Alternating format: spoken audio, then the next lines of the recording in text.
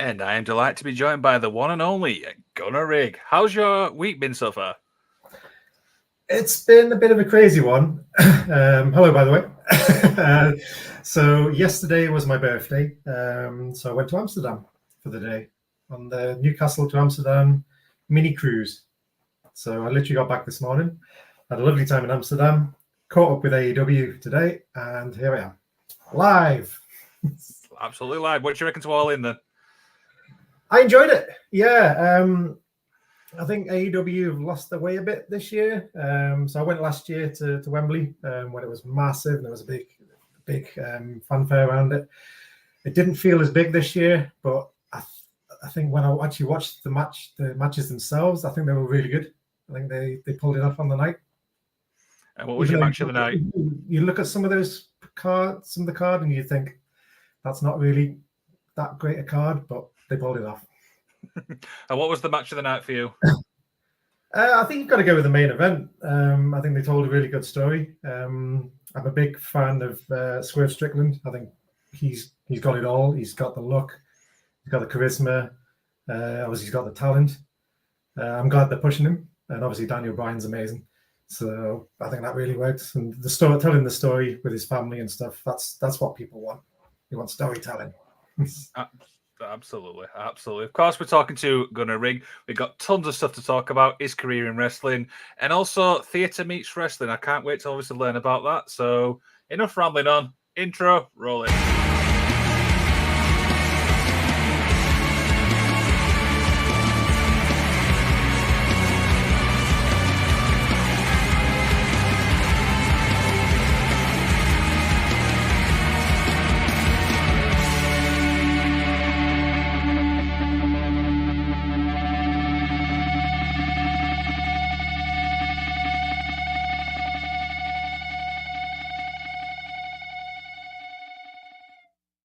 And of course, we are live with the one and only Gunnar. We just had a little introduction and stuff. Let's obviously start with the theatre meets wrestling. Tell us a little bit about that, because I thought this was really interesting.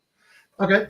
So for the past 2 weeks, I've been working for Mythos Ragnarok. So this is a theatre show. It's run by Ed Gamester and his beautiful girlfriend, Mel.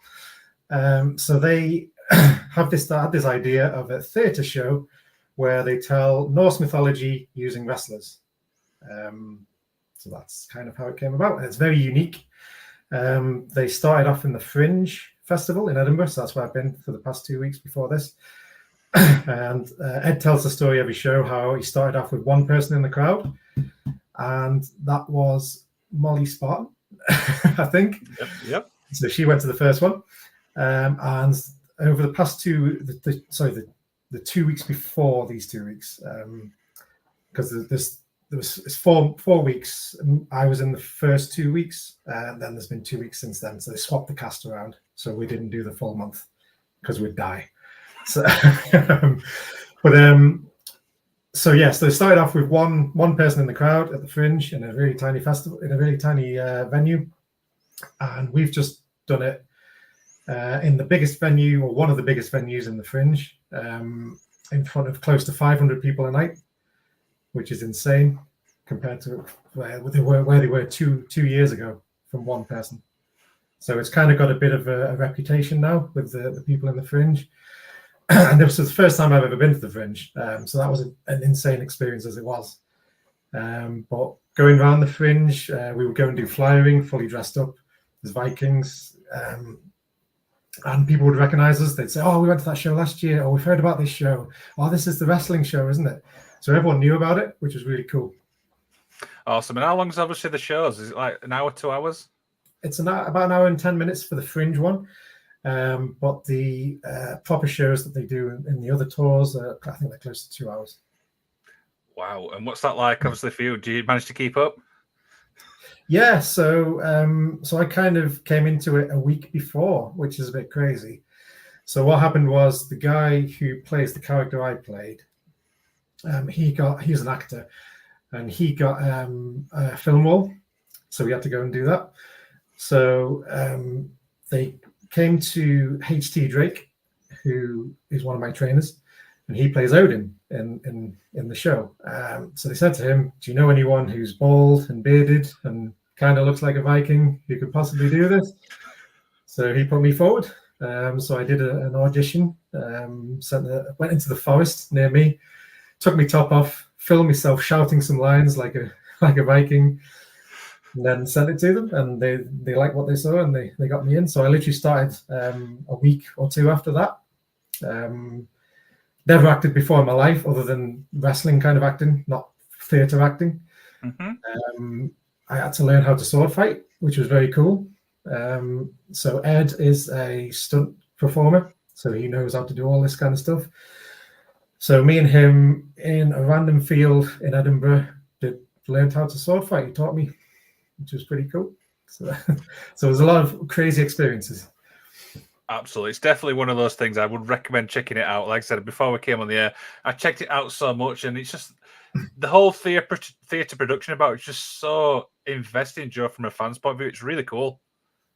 Yeah, a lot of the way it looks was down to Dan, who does the lighting and the sound. Mel does the costumes that we wear, and she did the banners and the background. So one of the reviews that I read, which was pretty cool, kind of said, when you go in, it's just like a boring lecture theatre, which is true, it is. But we managed to turn it and completely immerse people in with the lights and the sounds and the action. So that was pretty cool to read. Absolutely, it's awesome. So, obviously, we'll talk focus now on your wrestling stuff. Let's obviously start. How did your journey begin into wrestling as a whole? So I came in a bit late in life, so I'm 41 now, as of yesterday.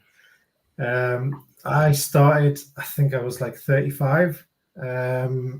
So it was after a WCPW show, if you remember them. I do. They invested heavily in a lot of imports, like Kurt Angle and Cody Rhodes. So it was after a show that Cody Rhodes was on, and Cody Rhodes was in the local rock and metal club in Newcastle. He'd been obviously dragged there against his will because he was there in a suit and he couldn't be there. So I ended up speaking to him, but more importantly, I ended up speaking to the guys who were on the show, and they said, "Oh, you should come to NGW," what it was called at the time. Come and train with us because you look like you could be the wrestler. So I'm 6'3", so I guess so. So I said, massively drunk, said, "Yeah, absolutely, I'll totally be there. Don't worry." Then on the Wednesday, I turned up, and they were all like, "Oh, okay. We didn't expect you to even remember the conversation. Never mind, turn up." Been ever since. I love that. Absolutely drunk. Yeah, I'll do it. Why not? Yeah. Well, I kind of thought, you know what it is? You're 35. This is going to be your last chance. Well, probably not, but still, give it a go. See what happens. And that's advice I'd give to anyone. Give it a go. Why not? There you go. I think that's well done advice. Now, you mentioned HG Drake.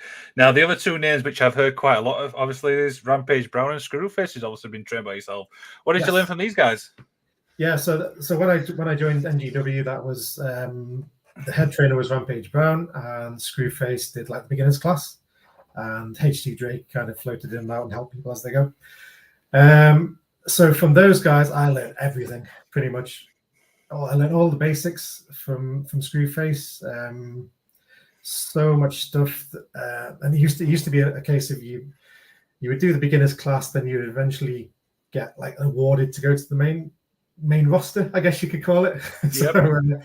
So it was a big deal when you got into Rampage as part of the group. So Screwface taught you all the basics, and he was so good at the little things like your footwork.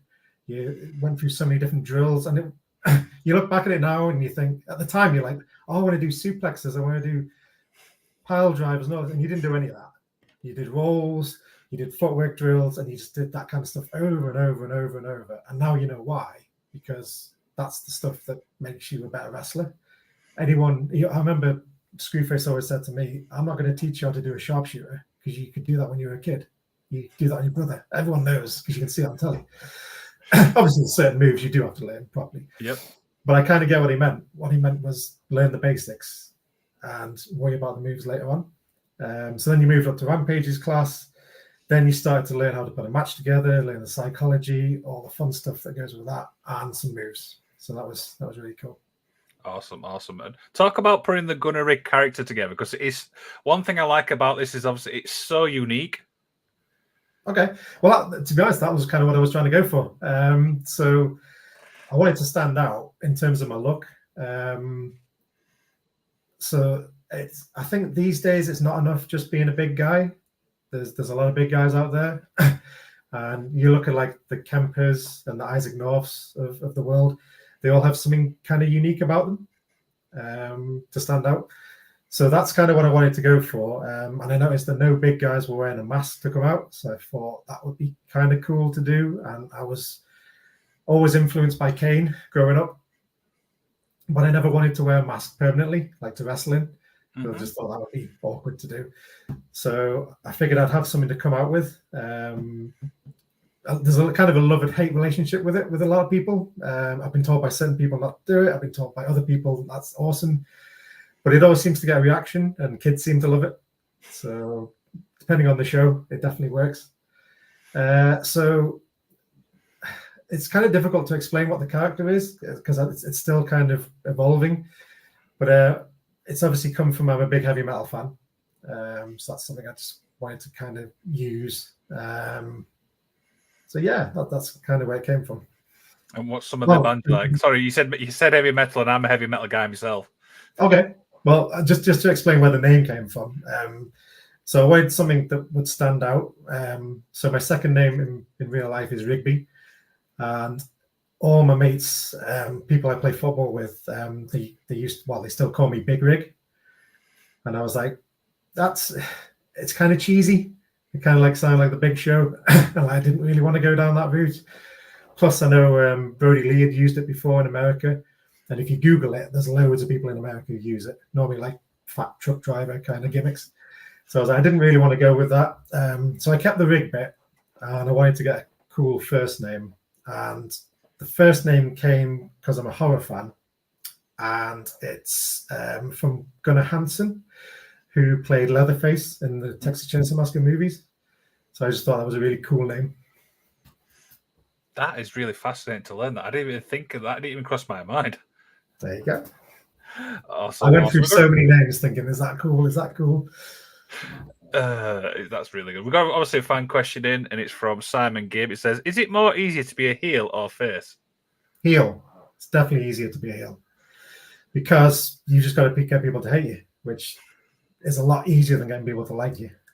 Getting people to like you, especially being 6'3", bigger than most guys, getting people to like you is tough because you can't go out and do the yeah, come on everyone, that kind of cheesy kind of face stuff because it doesn't suit my character. I mean, you can do it to a point, but you can't go overly cheesy with it. So definitely a heel. Dear. Hopefully that answers your question, Simon. Now, a couple of promotions. So I was good. You were going to ask about heavy metal, or we were going to talk about that. Yeah. Sorry. I'm interested. What's some of your favorite bands? Go ahead. Oh, my favorite bands. Big Pantera fan. Big Slipknot fan. Big Metallica fan. I know these are just the classic ones. I'm a big Ice Nine Kills fan. Molly Spartan is also a big Ice Nine Kills fan. Killswitch Engage. Lots of different types. Awesome, especially when you said Slipknot as well. I mean, I absolutely love their old stuff. Yes, yeah, I've got the tattoo. So. Dear, what's your favorite Pantera song? Yeah, it's the obvious one for me, but it's 5 Minutes Alone. But I'm also a big fan of Cemetery Gates and Drag the Waters. I'm a big fan of that one. I went to see them download recently because I've got a friend, and I hate him for this because he saw Pantera in 1998, Monsters of Rock at Donington, and so he saw the full proper Pantera, and I never saw them. So I was going to go and see them. Me and my mate Mike were going to go and see them in 2001, and it was at Tattoo the Planet in Birmingham. And it was supposed to be Pantera, Slayer, I think Biohazard were on there as well. And it was September like 8th or something like that, 2001. So 2 days after that, something pretty life-changing in the world happened. Sorry, 2 days before that, something life-changing in the world happened. So September the 11th happened, and they pulled out. They were in Dublin at the time. They were going to come across to Birmingham. They pulled out. They obviously went home because of their families and stuff, and then they split up. So I never got to see full Pantera, but I've seen every combination, including Down, Super Joint Ritual, Damage Plan, and this new version. But he still holds it over me that he's seen the full Pantera, and I haven't. So. Oh dear. Oh dear. Oh wow. I don't even know how to say to that. It's a sore subject. Yeah, it is. It is. My girlfriend recently just took up tattooing as a hobby. So I agreed to be her first human test subject because she was doing it on pigskin before that. So she's done my first tattoo, which is a Cowboys from Hell tattoo on my calf. Sweet. I mean, my sister's obviously interested in tattooing as well and stuff like that. So she keeps trying to say, "Can I tattoo you?" I'm like, "No, not yet, not yet." Yeah. So tell her to get some pigskin. Yeah, I think she's got quite a lot of it. She's always practicing, bless her. Dear. So, but yeah, a couple of promotions obviously you work for is Main Event Wrestling. Talk about working there. Yeah, so Main Event Wrestling has been amazing to me. Dan Finch is the promoter. They've been around for, I think I saw on the post that this is their 19th year this year. So they've been around for a long time. And weirdly, I have the poster here. I went to the very first one as a fan. And it was in Newcastle, and they had some imports on there. There was some guy called Sheamus, who I think he's done all right for himself now. He was on there. Raven was on there. Austin Aries was on there. So it's pretty cool to be the champion of that promotion when Sheamus was kind of like the first champion there. Well, he held a title on that show. So yeah, they've been amazing to me. They've put a lot of faith in me. Probably unwanted faith, not unwanted. He probably shouldn't have at the time, but he did, and he took a big risk with me because it could have gone either way. But hopefully, I've proved him right that his risk paid off. So. Absolutely, and you've obviously had some big matches there. Obviously, Adam Maxted. Talk about that match. Yeah, that was crazy. Adam was the top of my list of people to face at MEW, and we kept trying to plan the match, and he kept having to drop out for different reasons in the past. Because of Love Island. Love Island screwed me over one time, but it's fine. But it was a funny story about the last one. So Adam now lives down in Manchester, and so he was coming up for the match. He got a train ticket, and his train got delayed. So I wasn't panicking too much. So it was only delayed by like an hour at the time. Then it got delayed by a further hour. And I was starting to panic a bit. Then it got delayed by another hour. And I was like, right, okay. So I was texting him the whole time. So I said, what I'll do is I'll get in my gear. I will drive to the train station. I'll pick you up. We'll plan the match in the car, a 20-minute drive back, and then we'll have to go straight out and just do it. And that's kind of what we did. And it worked perfectly. It went really well. Wow. So that was a good learning kind of curve for me to be under that much pressure to get it right. So. Especially planning it in the car. I mean, that is absolutely crazy. Yeah.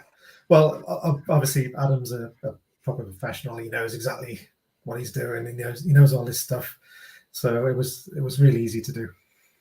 Yeah, and the other person you obviously been in the ring with from obviously MEW as well is HT Drake. What's it like being in the ring obviously with somebody who's obviously trained you? Yeah, it's something that all the guys would love to do. I've been lucky enough to do it. I know Mark Mathers has been lucky enough to wrestle his trainers as well. It's a dream come true. Howard is amazing to work with. He makes it so easy.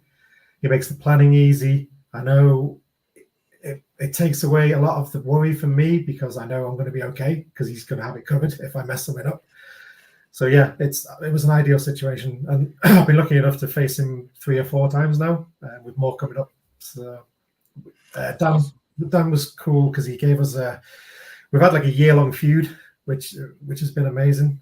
So one of the things I wanted to get into wrestling for was storytelling. I'm not someone who's necessarily an indie guy in terms of like that kind of style. I prefer to have like a WWE kind of style where you kind of build up a story and get people wanting to come back to see what happens in that story. So that was cool for me to do. Awesome. And the other promotion which we've not really spoke about on this show before is Contract Pro Wrestling. Talk about that. Yeah, so they saw me at MEW, and so contracts ran by Brian Creed, people know him as Assassin as well, and Lindsay. So they came to me after a show at MEW and said, would you like to come to our show and do some work, which was kind of special at the time because they kind of mainly use their own guys. They have their own training facility there. So I think I was the first person they brought in externally. So it was a big honor to be able to do that. And I was like, yeah, absolutely. I want to come and help the company anywhere I can. And they've got a lot of talent there. They've got a lot of guys who are starting to branch out now. We're starting to see them on more shows. Even North, some of the guys did a Rumble at the beginning of January. Some of the guys helped out and managed to get on North, which is pretty cool. So yeah, have a look out for those guys. There you go.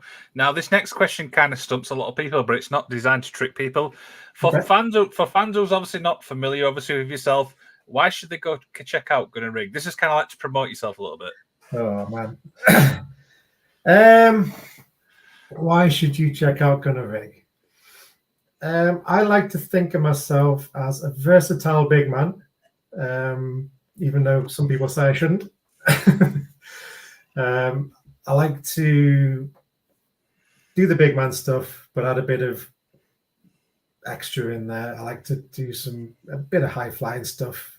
So I try and offer something different from what a lot of big guys do in that respect. If you come and see face Gunnar Rig, it will be a different experience from heel Gunnar Rig, hopefully. So in MEW, I'm face. In contract, I'm normally a heel. And in North, I've been heel as well. Yeah. Come and see me. There you go. Oh, dear. So, being a wrestler yourself, do you get a chance to watch wrestling from like a fan's point of view? I was thinking about this today, actually, because I knew we'd probably be talking about AEW. And I think any wrestler will tell you, as soon as you start training, you see matches differently. It's more difficult to step back and see it as a fan and get engrossed in it. But I feel that's when I know I've seen a good match, because I'll forget that I'm a wrestler and I'll forget that I'm looking at that thinking, oh, I'd have done that different, that should be done different. And when you get completely engrossed in it, like watching a film, that's when you know you've seen something good. That's a really, really good answer. I absolutely love that. Really, really good. So, before you obviously go out in the ring, do you have like a pre-match thing? Do you get yourself psyched up? Do you listen to music? Any of that type of stuff? No, I know a lot of people do. I spend a lot of my time going over the match in my head because I have a shite memory. So yeah, so I'll spend a lot of time going over it.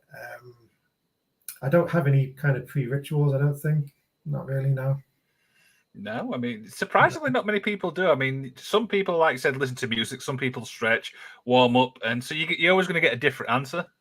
Yeah, if you go backstage, you'll see all kinds of weird things. People doing different things. People with complete headsets on, not wanting to speak to anyone. And I totally get that. I don't really have anything, no. There you go. So, what's the biggest misconception for like for what fans think about a wrestler? That they're not normal people. I don't want to disrespect anyone in that respect, but we are normal people. So talk to us like we're normal people. If we see us in the street, I think that's probably what I would say. Yeah, I think that's sometimes. I know there's obviously fan base that they do drive you mad, and stuff like that. Yeah, I mean, obviously, there's different levels of fame that people have. I'm not saying I have anything like a WWE guy who probably gets it all the time. But I think most wrestlers are nice people. There are a few bad eggs, but I don't think they kind of reflect the rest of the community. I think when you speak to people backstage or you speak to people in the street, they're normally nice and they'll make the effort and they'll take pictures and whatever you want to do. So I think if people respond the same way, then that's all good. There you go. There you go. So, talk a little bit about like the North wrestling scene, because everyone said it's an absolute nailed on scene. You got North, obviously you mentioned Win, you got MEW. There's so many great promotions offering North. Yeah, so obviously North is the pinnacle. They're doing amazing things, even down south recently. Then you've kind of got the levels below where you've got your contracts and your MEWs, and then you've got more local shows below that. There's a lot of talent in the North, and I'm talking not just Newcastle, Northeast. I'm talking your way in like Yorkshire, that kind of area. You got PPW, who are just smashing people out left, right, and centre. Superstars, obviously Leon Slater, people like that.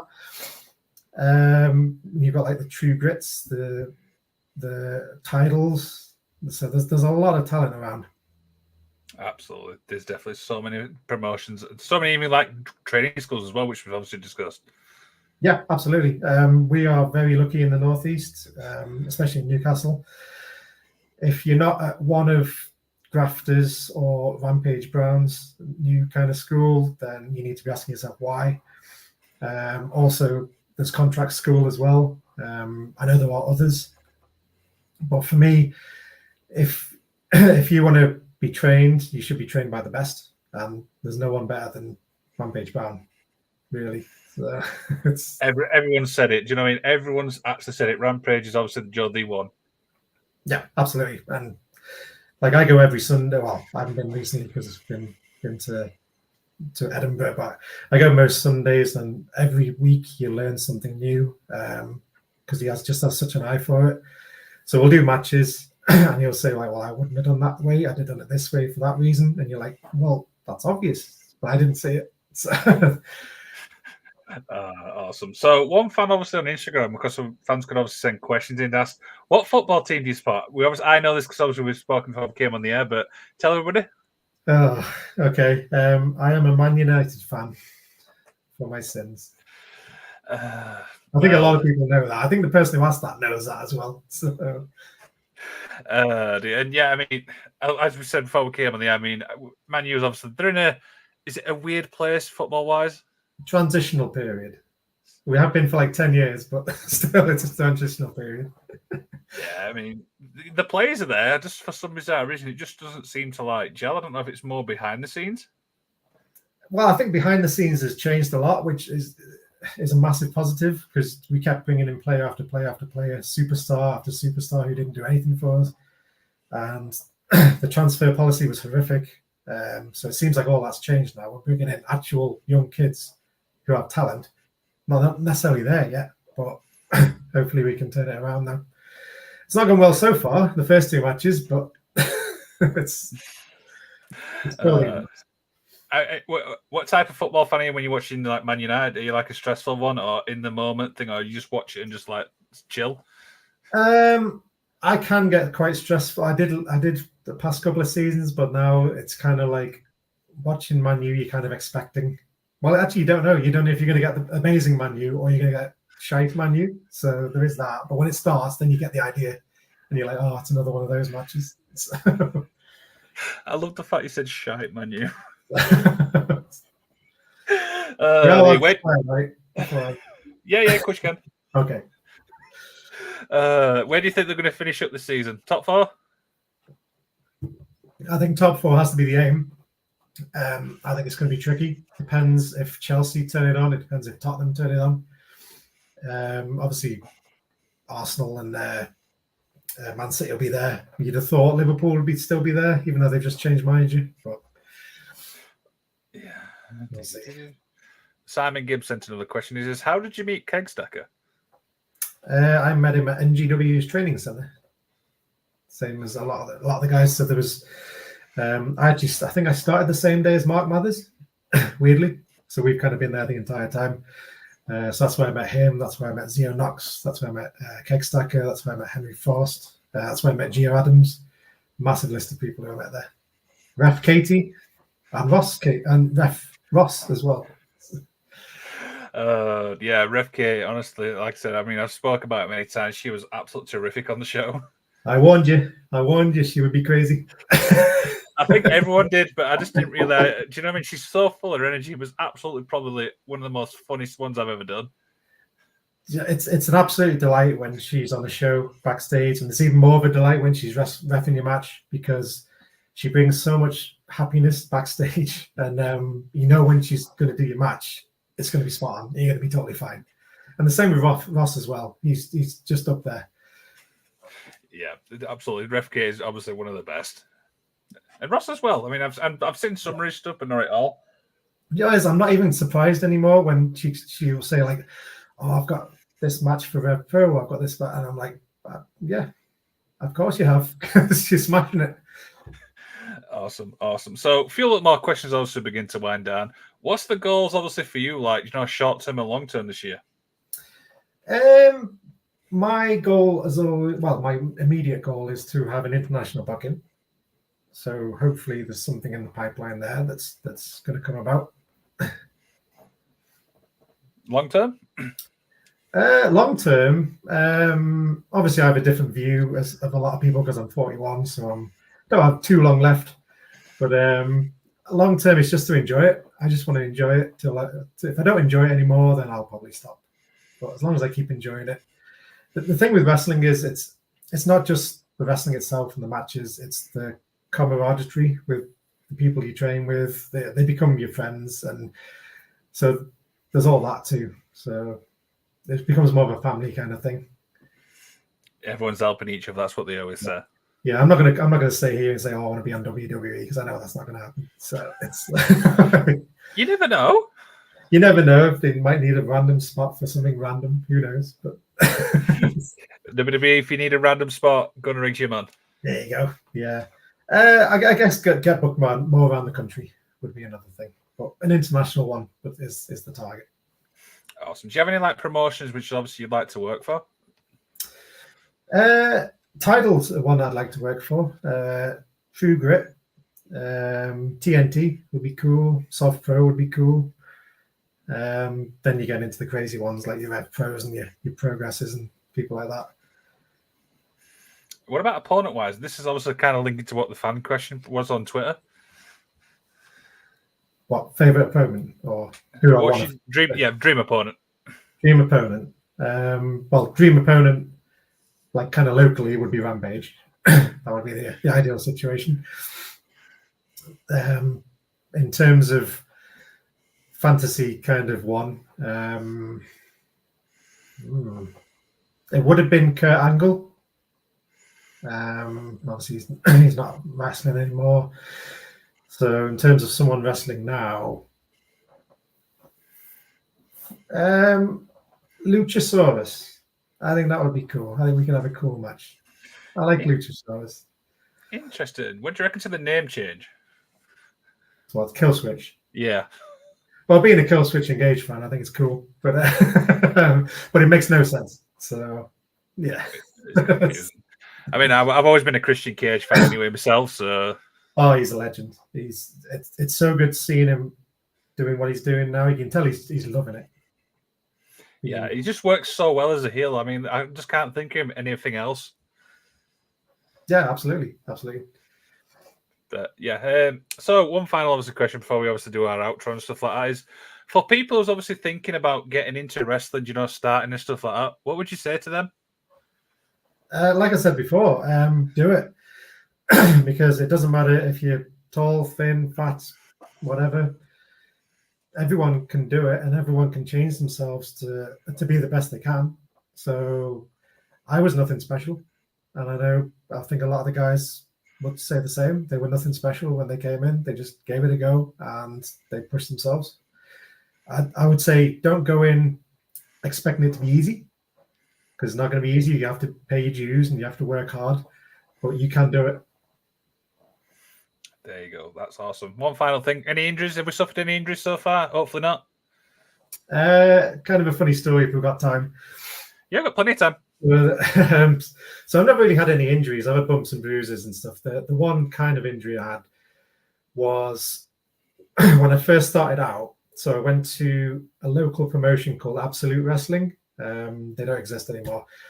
And the match was, so I was there as a fan. I just started training, like probably a couple of months in. So I went there as a fan to kind of support the guys, to kind of get involved and just see what was going on.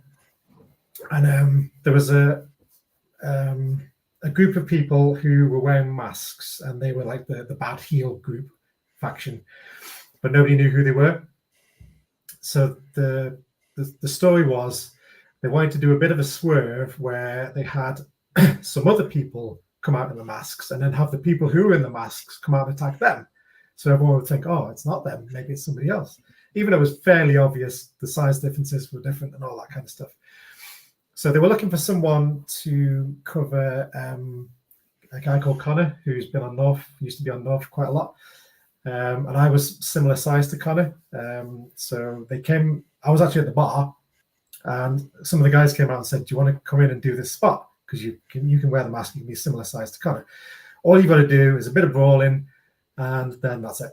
And I was like, yeah, totally, because like I was new to wrestling, just wanted to do it.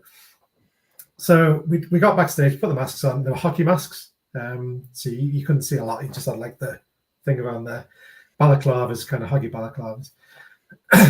And so we get out, and it was a match. It was actually a match between Rampage Brown and HD Drake.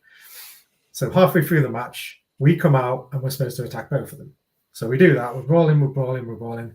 Then the other guys come out. They start to attack us. And the spot was we go underneath a balcony. So it was in like a big kind of theatre thing. There was a massive 20-foot balcony. And HD Drake was going to jump off the balcony and we're all going to catch him. So I'm brawling with Connor, brawling. We get to the spot. My mask gets knocked around my face, so I can't see anything. And so all I heard was, right, he's coming. And I was like, what? And I'd been told, turn your head sideways when you catch him. Completely forgot about that because I was too bothered about trying to get my mask around. Turned it back around, and then there was Howard's knee right on my nose. Broke my nose. So I was on the floor, blood pouring out of my nose into this mask. We got backstage. It didn't hurt particularly, but I knew there was something wrong because it was very crunchy and there was blood everywhere. So we get backstage, and one of the lasses puts it back into place. Ironically, more into place than it was beforehand because I had it broken beforehand. So, wow. So that was my first experience of actual wrestling, even though it was vague, and that was my only proper injury. I had just imagined like just the mask turn and you go, oh crap, I'm supposed to do this. It was literally like that. And I'd pull it back and then my vision went, ah, there he is. And then boom. So we joke about it now. But... Wow, that's brilliant. Do you have any other stories? It wasn't Howard's fault at all. He did exactly what he was supposed to do. So... Awesome. Do you have any other stories which obviously stick out for you from your wrestling career so far? I was thinking before. I was lucky enough to be involved in the Impact tour when they came to Impact Wrestling. They came up to Newcastle, so it's not really. I wasn't really a wrestler for them, obviously, but I was helping out backstage. So I ended up being the timekeeper, and there was a women's match, and Gail Kim was the women's referee, but she didn't have a headpiece, so she was relying on me as the timekeeper to give her hand signals for how many minutes was left in the match. So I was crapping myself because I'd never done this before. I didn't know what the hand signals were. I learned very quickly what they were. So yeah, I remember being sat there next to Tom Campbell, looking across the ring. Gail came just giving me looks every now and then as if saying, what time is it and how long's left? And me going, that. So that was cool. That was a cool experience. I can just imagine going like that, and it's just like you're doing sign language or something along the lines. But the difficult thing was I didn't know if she'd seen it every time, so I kept putting the same thing up like multiple times, and I think it went fine. So because the pressure was on that because it was a live pay-per-view as well. So yeah, wow. that Yeah, was a definitely lot. live. Yeah. Challenging. This has been an absolute fun chat, Gunnar. Hope you've had a blast, my friend. I have. It's been awesome. Thank you for having me. Awesome. So obviously we've got some stuff to plug. Obviously you sent me these. So next weekend you've got Contract Pro Wrestling. I do. Yeah. Talk about that. All good. Yeah. So yeah, there was a match in the last show where that little contract symbol kind of thing was the token that was won. It was won by Captain Contract. And basically what happens is if you win it, you can have anything you want. You can have a title shot, you could have someone fired, you can have anything you want. So it's like the ultimate thing to win. And he decided that the young lady there should take it. So she is now in control of this token. So I dread to think what she wants. So we'll see what happens. By the way. So she's in control. So like I was saying before, the contract pro wrestling is very kind of story based. So every month they do a show every month, and it carries on. So it'll be interesting to see what happens there. That is absolutely great. Of course, on 20th of September, MEW, which some big names on the card, including yourself. Yeah, this is a big one for MEW. So it's a Northern Bash. It's their biggest show of the year. So you see Adam Maxted in there. You got Shreddy coming back. I am taking on Mark Mathers. I went weirdly for the first time ever one-on-one. I think I don't think we've ever fought one-on-one before. We've fought in tag team matches. We fought in rumbles. But never one-on-one. So that'd be a good one. So he's the Northeast champion, like the equivalent of the Intercontinental champion. So he won. So he won a match to get a shot against me. So it's title versus title. So sorry, no, my title is on the line, but it's champion versus champion. Hogan Warrior kind of situation. Love it. And then I don't know if you want to show this Mythos Ragnarok thing that you sent me. Shall we show it? So this is a bit of an exclusive. Yeah, show it. There you go. So I was lucky enough to do this for the Edinburgh Fringe, obviously, and I must have done something right because they've invited me back to do a tour of the Netherlands with them at the end of September through to the beginning of October. So I'm over the moon to be doing that. It's a massive honor to be able to do that, and it's going to be an amazing experience. So if anyone weirdly happens to be in the Netherlands during that time, feel free to come along. Of course. And then you sent me one before we came on the air, which you've got is Northumbria Pro Wrestling Society. Yeah, so these are they've been around for a while. Some new guys have taken over. So it's the Newcastle Student Society. So it's Adam Hex Fairchild is kind of running with it. And this is their first show. So this is the main event with these four beautiful gentlemen for the first title. So we'll see what happens there. And a very familiar face then, HT Drake.